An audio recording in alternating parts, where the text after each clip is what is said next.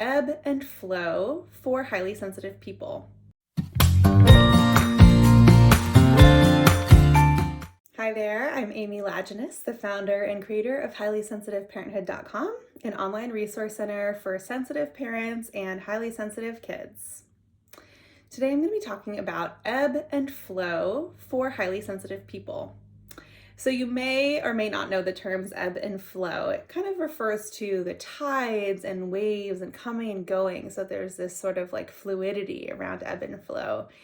And in a culture that's often really fast-paced, that's running at a sprint at all times, that really values productivity, it can be hard to allow ourselves to ebb and flow in many areas of our life, whether it is in our schedules, our work, how much we are doing in any given day, that we might allow ourselves our interests even to wax and wane, our energy levels to spend time with friends to wax and wane, to ebb and flow. And I think it's an important thing to touch on as a highly sensitive person, as a highly sensitive parent, that much like we need to sleep every night and our hunger ebbs and flows, so does our energy. And so does our, on both a daily level and just in a more macro sense, right? Like our years and months, there might be some years where we feel more productive and some years where we feel like we just need to kind of take it a little more easy and slow down. So you might not know that in addition to recording these videos and podcasts for you and writing the blogs and creating the courses and content over at HighlySensitiveParenthood.com, I also have a therapy business, Inner Nature Therapy, where I see clients in the state of California, some of them online and some of them doing ecotherapy, so nature-based therapy, where I meet people outside and help them to connect with nature as a resource for their mental health and well-being. And one of the most profound aspects of ecotherapy for me is the symbolism, the nature symbolism that we can learn from as humans. So we're part of nature, really, but we often forget that. And this idea of ebb and flow, or waxing and waning, if you like the idea of a moon instead, really resonates with me. One of my favorite things to do with clients is meeting them at the beach. I know I'm lucky in that regard. Just seeing the waves crash and then recede. They crest and there's this big, powerful intensity, and then they recede and the ocean goes flat for a moment or two. And our whole lives actually follow this same pattern, or they should. They naturally fall into that pattern, and often we try to push past it and say, no, I can do it all, I can just push through. But truly, we do best, most of us do best, when we allow for periods of intensity and allow for periods of calm and rest. So this past year for me has been a more intense season. I've navigated my own business, my therapy business, as well as created Highly Sensitive Parenthood, put out a lot of content, brainstormed a lot, made 2 awesome courses, one for highly sensitive parents and one for parents of highly sensitive kids, but as well as a few mini courses and toolkits and that sort of thing. I've networked, I've connected with people. So it's been a busy season for me. It has been a waxing season for me, right? And it's been a lot. It's been a busy season for me. And one of the things that's very important to me in my work as a therapist, my work as a parent coach, is to try to practice what I preach. And part of that is ebbing and flowing, right? It's recognizing, things are feeling like there's a little less energy behind what I'm doing. I need some time to recuperate. And so I'm giving myself permission to do that. And my hope in sharing this is that you will give yourself permission to do the same, whether it is on a daily level or a monthly level, or you're recognizing the need for taking a step back on a more significant level, whether it's work or the types of activities you're doing or that kind of thing.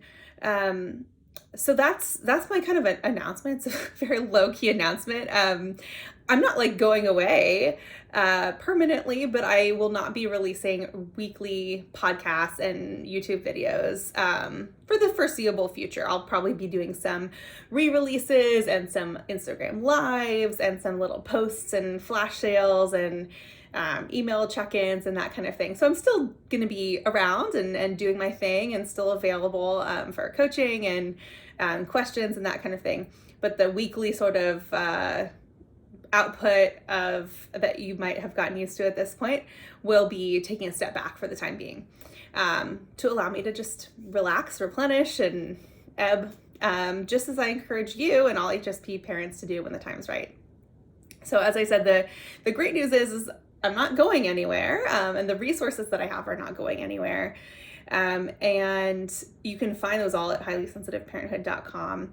I wanted to just recap for some of you might not know all that's available. So I mentioned earlier, the one that started it all is the Highly Sensitive Parenthood course, and that is offers a deeper dive into what it means to be a highly sensitive parent, just to be a person who's an HSP, how you can celebrate the gifts of sensitivity, while also managing some of the challenges that come with being a parent who's highly sensitive. So it has a little bit to do with parenting, but it's a lot about just being a person and taking care of yourself as a highly sensitive person in the season of parenthood. So that's really my first love, was creating that course.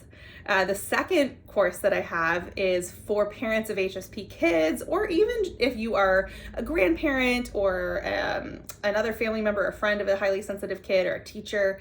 The Supporting Your Highly Sensitive Child course offers information about the HSP trait, plenty of practical tools and resources for parents and kids, and just general support. So that's if you have a highly sensitive kiddo in your life. That's the Supporting Your Highly Sensitive Child course. I also have a couple of more low intensity options. The Highly Sensitive Parenthood Toolkit is a PDF. It's perfect for parents who are just starting to explore how being an HSP impacts their experience of parenthood.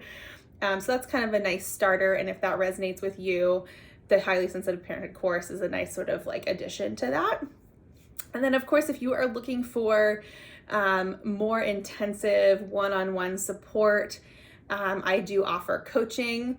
I have a Nourish coaching package that includes a Highly Sensitive Parenthood course and 5 coaching sessions, video coaching sessions with me that are private. But you can also do coaching a la carte if you're just looking for a session or two around being an HSP parent or parenting an HSP child, or both, because I am myself and am in both of those categories.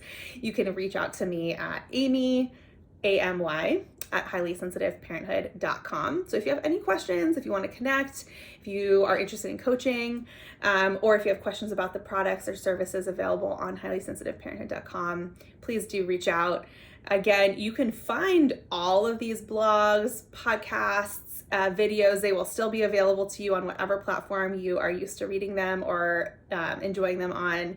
And there's plenty of good stuff on there as well. If you haven't yet, do subscribe to my email newsletter. You can see that link in the description below, and that will make sure that you are up to date with any promotions, any sales, any new offerings that I have that might come out in the future. And as I said, I'm not going anywhere, just sort of changing up how I'm delivering this information, this support to you. So thanks for continuing on this journey with me at Highly Sensitive Parenthood. I look forward to continuing to connect with you in ways old and new as we ebb and flow through parenthood and through life together. All right, take care. For more resources, including our signature Highly Sensitive Parenthood online course, visit highlysensitiveparenthood.com.